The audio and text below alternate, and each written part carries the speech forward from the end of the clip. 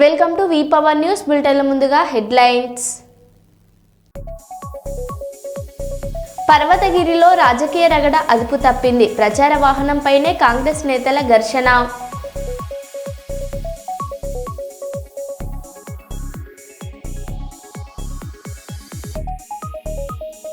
రెండు 2029లో YS Jagan CM కావాలని కోరుతూ శబరిమలలో ప్రత్యేక పూజలు.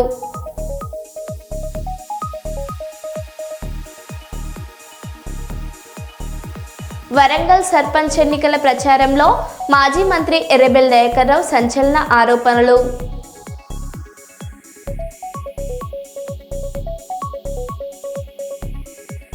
పట్టణ నిరాశ్రయులకు విశ్రాంతి ఉద్యోగులు నిత్యావసర సరుకులు పంపిణీ.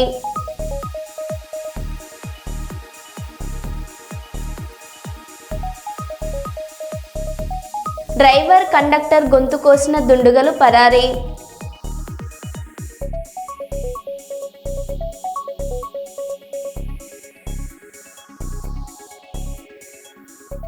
ఇక వివరాల్లోకి వెళ్తే, సంగారెడ్డి జిల్లా పటాన్చెరు నియోజకవర్గంలోని గుమ్మిడిదల మండలంలోని కానుకుంట గ్రామంలో గ్రామ పంచాయతీ ఎన్నికల నేపథ్యంలో గుమ్మిడిదల మండలంలోని కానుకుంట గ్రామ సర్పంచ్ అభ్యర్థి ఇప్ప పెంటారెడ్డి గారికి మద్దతుగా ఇంటింటి ప్రచారం చేసి వారి అమూల్యమైన ఓటును ఉంగరం గుర్తుపై వేసి అధిక మెజార్టీతో గెలిపించాలని కోరారు.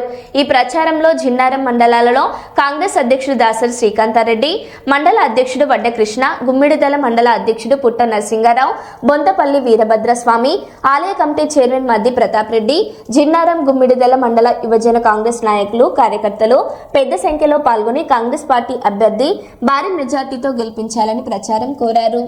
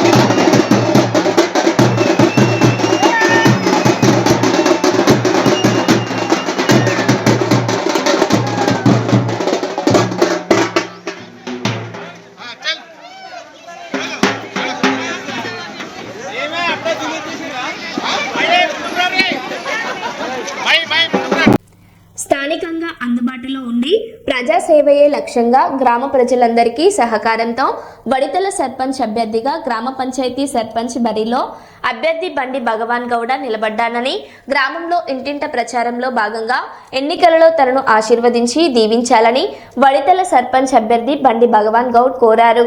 జయశంకర్ భూపాలపల్లి జిల్లా వడితల గ్రామంలో ఇంటింటి ప్రచారంలో భాగంగా ఆయన మాట్లాడారు.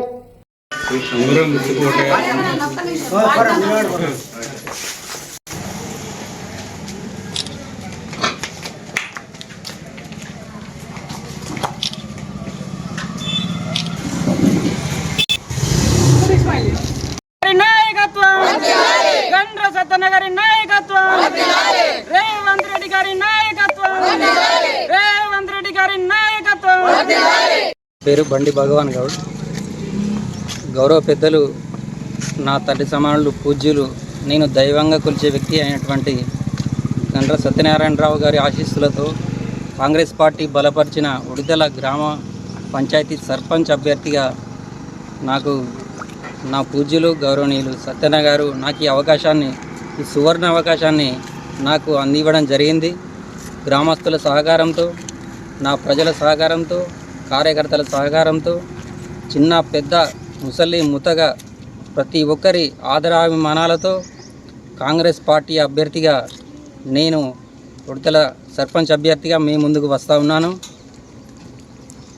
రాబోయే రోజుల్లో నేను ఒక సేవకుడిగానే మీకుంటాను తప్ప ప్రజల అభీష్టం మేరకే నేను ముందుకు వెళ్తాను. అదేవిధంగా నేను గత సంవత్సరం కిందట రాసుకున్నటువంటి మేనిఫెస్టో ఇది. సంవత్సరం నుంచి గత 10 సంవత్సరాల నుంచి రిజర్వేషన్ కలిసి రాక నేను రిజర్వేషన్ కోసం వేచి చూస్తూ ఉన్నాను. ఈరోజు కాంగ్రెస్ పార్టీ దయ వల్ల, గౌరవ ముఖ్యమంత్రి రేవంత్ రెడ్డి గారి కృషి వల్ల నాలాంటి యువకులకు, చదువుకున్న యువతకు పోటీ చేసే అవకాశం వచ్చింది.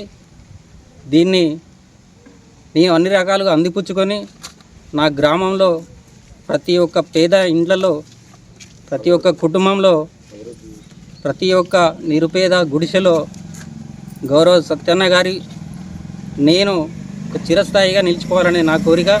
గొర్రెలను అందించి మహిళా సంపాదన అనేది కేవలం పోపు డబ్బాలకే పరిచయం కాకూడదు. మహిళా సంపాదన వాళ్ళ ఇంటి పాదికి తోడ్పడాలి. పోపు డబ్బాలకే పరిమితం కాకూడదనే ఉద్దేశంతో వాళ్ళ అభ్యున్నతికి నేను పాటుపడతానని నేను ఈ విధంగా తెలియజేస్తా ఉన్నాను. చోరీలు ఎక్కువయ్యాయి.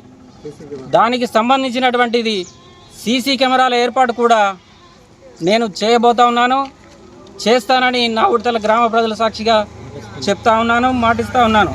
అదేవిధంగా తెలంగాణ పండుగ అయినటువంటి బతుకమ్మ, ముఖ్యంగా బతుకమ్మ అయినటువంటి బతుకమ్మ ఆడే స్థలంలో సెంట్రల్ లైటింగ్ ఏర్పాటు, అదేవిధంగా బతుకమ్మ విగ్రహ ఏర్పాటు కూడా కృషి చేస్తానని నా కుటుంబ సభ్యులు, నా గ్రామస్తులు, గౌరవ పెద్దలు అందరి సమక్షంలో నేను చెప్తా ఉన్నాను. నేను ఒక సింగరేణి నౌకర్ని జాబ్ను వదిలేసుకొని వచ్చాను ఈ ఊళ్ళోకి. గత 15 సంవత్సరాలుగా మీ ఊళ్ళో మీ కుటుంబ సభ్యుడిగా చావులకు, మంచికి, చెడుకు నేను ఉంటా ఉన్నాను. గౌరవ సత్యనారాయణరావు నా అన్న సత్యన్న గారి యొక్క ముఖ్య అనుచరుడిగా, నమ్మిన బంటుగా, ఆయన యొక్క వ్యక్తిత్వం తెలిసిన వ్యక్తిగా నా మీద నమ్మకంతో, నాపై నమ్మకంతో, విశ్వాసంతో నాకు టికెట్ ఇవ్వడం జరిగింది. ఆయన నమ్మకాన్ని నేను వమ్ము చేయను. ఎట్టి పరిస్థితుల్లో కూడా ఆయన యొక్క ఆశయాల కొనసాగింపుగా, నాకు సేవకుడుగా ఈ ఉడతల గ్రామ ప్రజలు నాకు అవకాశం కల్పిస్తారని, నేను గెలుస్తానని పూర్తి విశ్వాసం నాకుంది. గౌరవ ఎమ్మెల్యే గారి అండర్దండాలతో ఈ ఉడతల అభివృద్ధి గ్రామాన్ని ఇంకా మరింత ఇండ్లు అయితేనేమి, పెన్షన్ అయితేనేమి, ఇతర సమస్యలు అయితేనేమి ఆయనకు కుడి భుజాలని వెళ్తూ ఉన్నాను. నాపై నమ్మకం ఉంచుతారని, నన్ను గెలిపిస్తారని పూర్తి విశ్వాసం నాకు ఉంది. నా ఉడతల గ్రామ ప్రజలకు, ఓటరు మహాశయులకు, ఓటరు దేవుళ్లకు నేను మనస్ఫూర్తిగా 2 చేతులు జోడించి నమస్కరిస్తున్నాను. నన్ను భారీ మెజార్టీతో గెలిపించి నా మేనిఫెస్టో చూడండి. ఫస్ట్ ఒక చదువుకున్న యువకుడిగా ఒక సింగరేణి జాబ్ను సైతం వదిలేసి నేను మీ ముందుకు వస్తూ ఉన్నాను. నన్ను ఆశీర్వదించండి, నన్ను దీవించండి, నన్ను గెలిపించండి అని కోరుతా ఉన్నాను.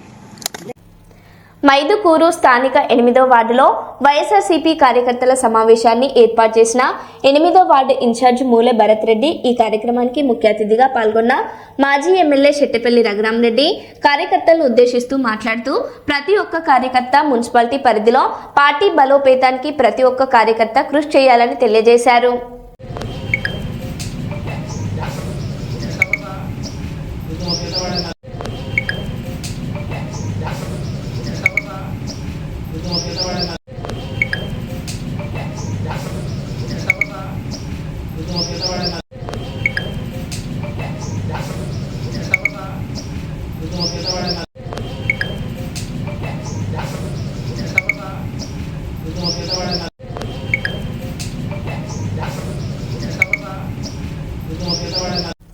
భారతదేశ మొట్టమొదటి మహిళా ఉపాధ్యాయురాలు, ఆధునిక సామాజిక సంఘ సంస్కర్త, చదువుల తల్లి సావిత్రిబాయి పూలే జయంతి దినోత్సవాన్ని మహిళా ఉపాధ్యాయ దినోత్సవంగా రాష్ట్ర ప్రభుత్వం ప్రకటించాలని ఎస్సీ, ఎస్టీ, బీసీ, మైనార్టీ మహిళా ఐక్య వేదిక ఆధ్వర్యంలో బహుజనులు డిమాండ్ చేయుచున్నారు.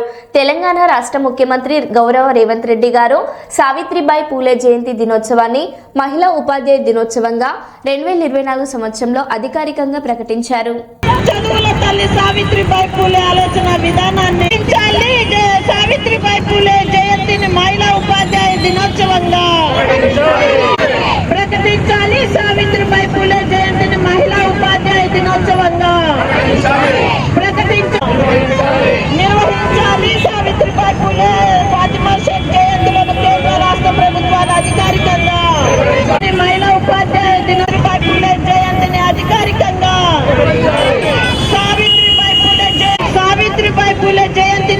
అధికారికంగా సావిత్రిబాయి పూలే జయంతిని మహిళా ఉపాధ్యాయ దినోత్సవంగా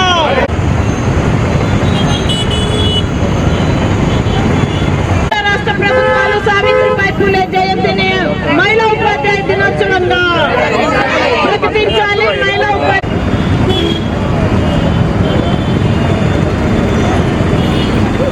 పూలే జయంతిని మహిళా ఉపాధ్యాయ దినోత్సవంగా నిర్వహించాలి. అధికారికంగా నిర్వహించాలి. సావిత్రిబాయి పూలే ఫాతిమా షేక్ జోహార్ సావిత్రిబాయి పూలే, జోహార్ సావిత్రిబాయి పూలే. ఈరోజు కర్నూలు నందలి కలెక్టర్ కార్యాలయం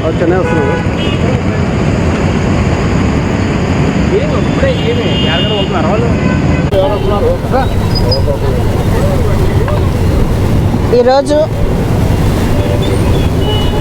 బీసీల ప్రభుత్వము, బీసీల సంక్షేమము, బీసీల సాధికారత అనే సంకలు గుద్దుకొని చెప్తున్నటువంటి కేంద్ర రాష్ట్ర ప్రభుత్వాలు నిజంగా బీసీల పట్ల చిత్తశుద్ధి ఉంటే భారతదేశం మొట్టమొదటి మహిళా ఉపాధ్యాయురాలు, చదువుల తల్లులు సావిత్రిబాయి పూలే ఫాతిమా షేక్ల జయంతులను అధికారికంగా నిర్వహించాలని చెప్పేసి ప్రధాన డిమాండ్తో ఈరోజు ఇక్కడ ధర్నా కార్యక్రమాన్ని నిర్వహించడం జరుగుతూ ఉంది.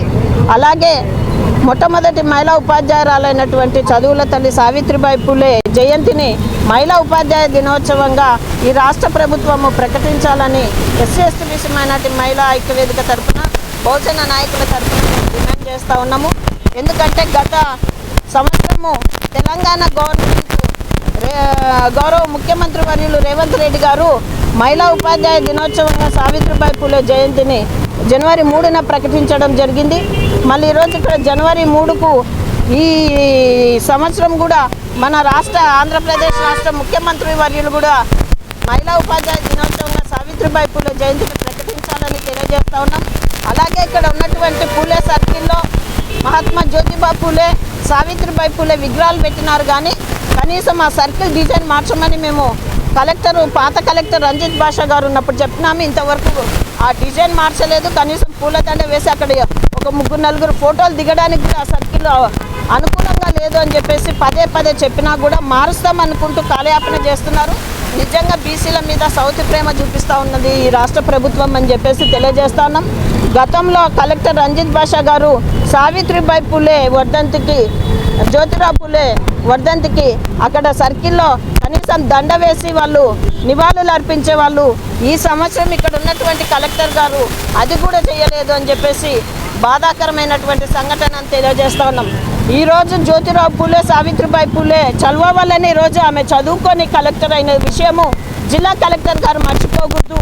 అలాగే బీసీ సంక్షేమ శాఖ అధికారులు కూడా ఈరోజు మహిళలే ఉన్నారు. వాళ్ళు చదువుకొని ఈరోజు ఉద్యోగాలు చేస్తున్నారంటే అది జ్యోతిరావు పూలే, సావిత్రిబాయి పూలే చలవ అన్నది మర్చిపోయి ఈరోజు వాళ్ళు కనీసము వాళ్ళకు నివాళులు అర్పించడానికి, వాళ్ళకు దండ వేయడానికి కూడా వీళ్ళకు లేదు. అంటే తిన్నింటి వాసాలు లెక్కబెట్టే రకము వాళ్ళ ఎదుగుదలకు, వాళ్ళ చదువుకు ఉపయోగపడినటువంటి మార్గదర్శకులైనటువంటి పూలేను, సావిత్రిబాయి పూలేను మర్చిపోయినారు. ఇదంతా కూడా చూస్తుంటే బీసీల మీద కపట ప్రేమ చూపిస్తూ ఉన్నారని చెప్పేసి ఈరోజు నిరసన ధర్నా కార్యక్రమం చేపట్టడం జరిగింది. రాష్ట్ర ముఖ్యమంత్రి వర్యులు వెంటనే స్పందించి సావిత్రిబాయి పూలే జయంతి జనవరి 3ను మహిళా ఉపాధ్యాయ దినోత్సవంగా ప్రకటించకపోతే భవిష్యత్తులో పెద్ద ఎత్తున మహిళా ఐక్యవేదిక ఆధ్వర్యంలో ఆందోళన కార్యక్రమాలు చేపడతామని చెప్పేసి ఈ సందర్భంగా తెలియజేస్తా ఉన్నాం. పలస జిల్లాను ఏర్పాటు చేయాలని సీనియర్ న్యాయవాది దువ్వాడ శ్రీధర్ బాబా తెలిపారు. అందరికీ నమస్కారం. ఈరోజు ఉమ్మడి ఆంధ్రప్రదేశ్ నుండి విభజన ఆంధ్రప్రదేశ్ తర్వాత ఆంధ్రప్రదేశ్లో 13 జిల్లాలు ఉండేవి. ఈ 13 జిల్లాలని 26 జిల్లాలు చేశారు. 26 జిల్లాల తర్వాత కూటమి ప్రభుత్వం వచ్చిన తర్వాత 5 జిల్లాలు అనౌన్స్మెంట్ చేశారు. 26, 5, 31 వెళ్ళబోతుంది. ఓకే, చాలా మంచి నిర్ణయం, దానికి స్వాగతిస్తున్నాం. ఇప్పుడు ఈ 13 జిల్లాల్లో ఈ 13 నుంచి 26, 26 నుంచి 31 చేసే భాగంలో మా పలాస జిల్లాను తప్పించడం వల్ల ఈ ప్రాంతీయులకి అందరికీ అన్యాయం గురైందని మేము భావిస్తున్నాం.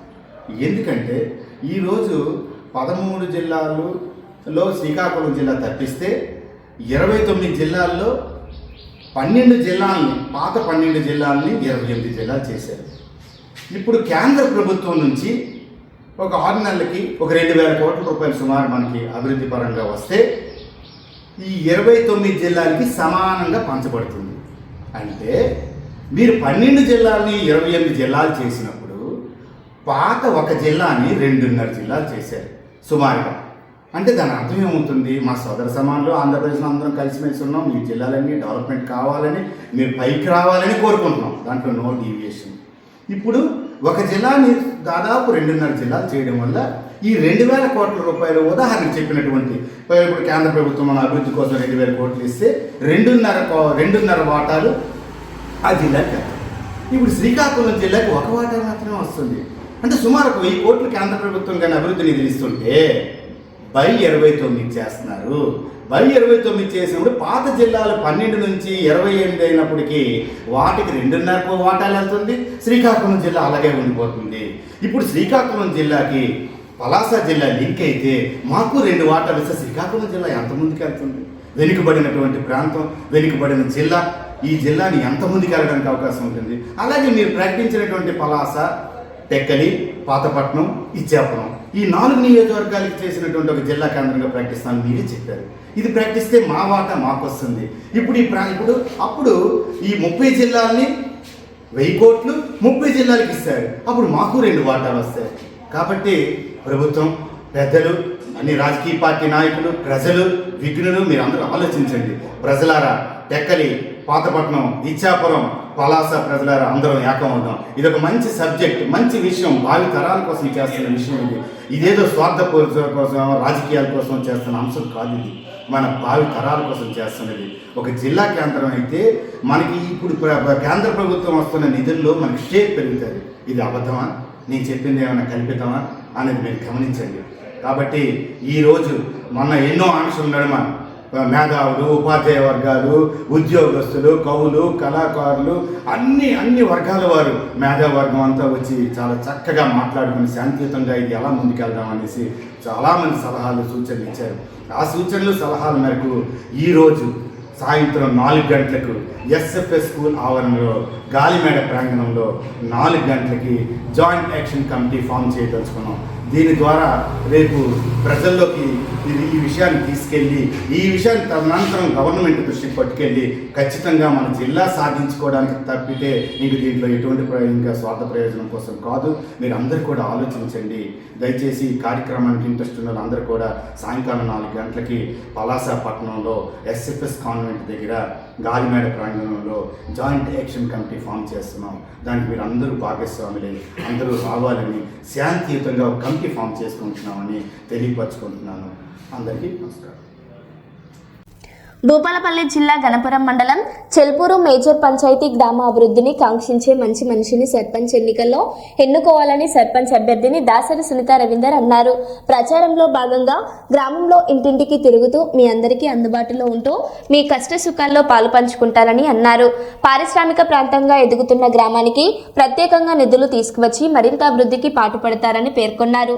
అంతేకాక గ్రామంలో ప్రజా సమస్యలపై ప్రత్యేక దృష్టి సారించి సమస్యల పరిష్కారానికి కృషి చేస్తారని అన్నారు. టీఆర్ఎస్ పార్టీ అధికారంలో ఉన్నప్పుడే గ్రామాలు అన్ని విధాలుగా అభివృద్ధి చెందాయని, కాంగ్రెస్ ప్రభుత్వం ప్రజా వ్యతిరేక విధానాలు అవలంబిస్తుందని పేర్కొన్నారు. ఈ కార్యక్రమంలో మండల జిల్లా నాయకులు, బీఆర్ఎస్ కార్యకర్తలు పాల్గొన్నారు.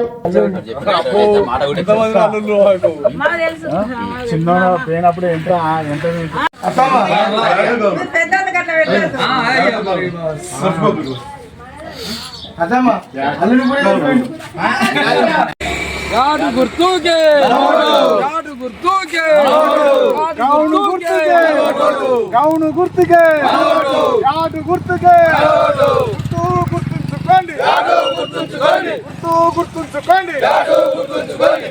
జై తెలంగాణ జై తెలంగాణ. యాడు గుర్తుకే యాడు గుర్తుకే జై తెలంగాణ జై తెలంగాణ. కేసీఆర్ నాయకత్వం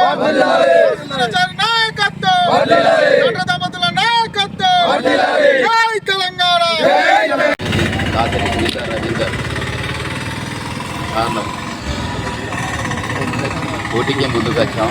ఈ పోటీకి ముందుకు వచ్చిన విషయంలో ప్రతి ఒక్క దానికి కూడా కాంగ్రెస్ పార్టీ వాళ్ళు ఏడ పడితే ఆడ ఎవరు పడితే మా దానిలో గట్టి క్యాండిడేట్ ఎవరు వాళ్ళని బెదిరింపుడు వాళ్ళను బాగా ఇబ్బంది పెడతారు. నిన్న ఇంకొక సందర్భం ఏంటంటే నేను జనుకోపోయిన సాయంత్రం అట్లా ఓనే లేదు మేము వెంట కదా స్టార్ట్ పంపిరంటే అదొక్కటైంది. ఊళ్ళో ప్రతి ఒక్క క్యాండిడేట్ ఎవరు ఉన్నా కూడా వాళ్ళని చూద్దాని సంగతి చూద్దాని అంత చూద్దాం ఏం చేస్తావు మీతో ఏం కాదు అసలు మీరు మాకు ఏమైనా పోటా మీకు మాకు పోటే లేదు అన్నట్టుగా బాగా ఇక అధికార పార్టీ మొత్తం అధికార పార్టీ ఇక మా మీద బాగా దడకు బాగా చలమా చేస్తుంది మొత్తం. కాబట్టి దీనికి ఎవరి మన పోటీ అనేది దేనికి మన ఎలక్షన్ అయితే దాదాపు పోటీ ఎవరైనా చేస్తారు ఓటమి గెలుపు దాని విషయాల్లో మరి ఎందుకు అధికార పార్టీకి ఇంత భయం ఏంది మా వారికి ఇంతగా ఒత్తిడి చేర్చలేదు కారణం ఏంది రకరకాల మేము గెలుస్తాను దాని మీద బాగా లోపల కుతంత్రాలు పెట్టుకొని రకరకాల ఇబ్బంది పెడతారు. ఈ ఊళ్ళో బడే నాయకుడు ఉన్నారు మాకు ఒకరు ఇక అన్ని రకాల కూడా ప్రతి ఒక్కరిని పేరుస్తారు. ఒకటి ఈసారి వాళ్ళు పేరు ఇవ్వండి అది ఏమన్నా కానీ నేను ఇంతవరకు ఒక టైంలో ఒకసారి సర్పంచ్ పోటీ చేశాను ఓడిపోయాను మళ్ళీ ఎంపీటీసీ అయ్యాను. సరే నేను చేసిన సేవలు ఊళ్ళో అందరికీ తెలుసు. నేను చాలా బీదోని నేను వాళ్ళ డబ్బులు ఉన్నారు నేను బీదోని దాన్ని ఆసరా తీసుకొని ఏమైనా డబ్బులు లేవు కదా ఆయన దగ్గర డబ్బులు ఏమి ఉన్నాయి ఆయన ఏం గెలుస్తాడు పోటీ ఏం చేస్తాడు ఆయనకి ఏం కావాలో చెప్పాను వాళ్ళు ఎన్ని కావాలో చెప్పాను ఏం కావాలని ఇట్లా ప్రతి ఒక్కరితో తోలుకుంటూ ప్రతి ఒక్కరితో మాట్లాడిచారు.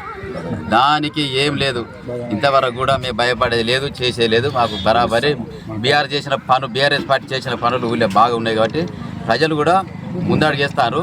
దేనికి వాళ్ళు ఏం చేసినా ఏదైనా 2 ఏళ్ళు అయిపోయి వాళ్ళ మన అధికారంలోకి వచ్చి ఇంత చెల్పులో ఒక సీసీ రోడ్ ఒక డ్రైనేజ్ ఉన్నా ఏదైనా ఒక్క మాట ఒకటి చెప్పాను చాలా మేము రాజీనామా చేస్తాం. మొన్న చెప్పాను నేను ఏదైనా ఒక వాళ్ళు చేసిన వరకు ఏదైనా ఒకరు చూపెట్టువారు మేము రాజీనామా చేస్తామని చెప్పినాం. ఇప్పటి వరకు కూడా మొన్న హాస్పిటల్ మా ఆయంలో అయిన బాపదే మొన్న ఇటు హాస్పిటల్ మా ఆయంలో అయిన బాపదే ప్రతి ఒక్కటి బీఆర్ఎస్ పార్టీ ఆయంలో అయిన బాపదే మెడికల్ కాలేజ్ బీఆర్ఎస్ పార్టీ అయిన ప్రతి ఒక్కటి దాన్ని చూసి మనం జిల్లా కారణం అయితే బీఆర్ఎస్ పార్టీ ఇక్కడికి వచ్చినాం. మాకు స్పీకర్ గారు ప్రతి ఒక్కటి తిప్పలవాటి దేనికైనా కూడా ముందు అన్ని రకాలు చేసిండు. రమేష్ సార్ మొన్న మెడికల్ కాలేజ్ కారణం ఆయన చెప్పుకుంటూ పోతాడు ఒక 100 ప్రతి ఒక్కరు కూడా చెప్పవచ్చు మనం కానీ అది జనానికి తెలుసు అది మన కూడా కాదు వాళ్ళ కూడా కాదు. మేము చేసిన అభివృద్ధి కోసమే నన్ను ముందు తీసుకొచ్చారు. బరాబర్ మేము పోటీ చేస్తాను గెలుస్తున్నాం పక్క ప్రజలు ఆశిస్తే బరాబర్ మేము గెలుస్తామని బరాబర్ మాకు ధైర్యం మాకున్నది. ఏం గుర్తు మీది బ్యాట్ గుర్తు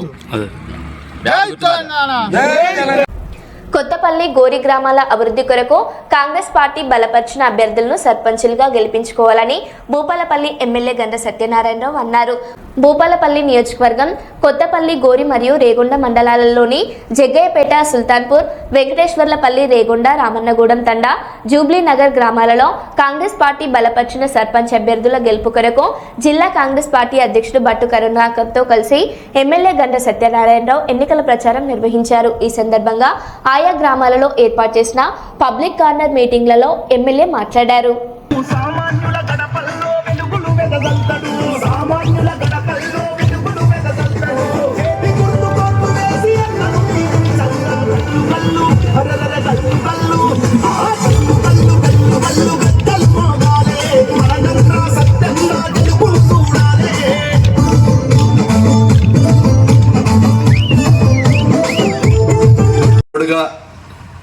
కాళ్ళలో కట్టబెట్టేవాడిని కాకుండా నాకు సహకరించే వ్యక్తిగా మరి సక్కుబాయి రాజాను గెలిపించే కొరకు మీ దగ్గరికి వచ్చాను.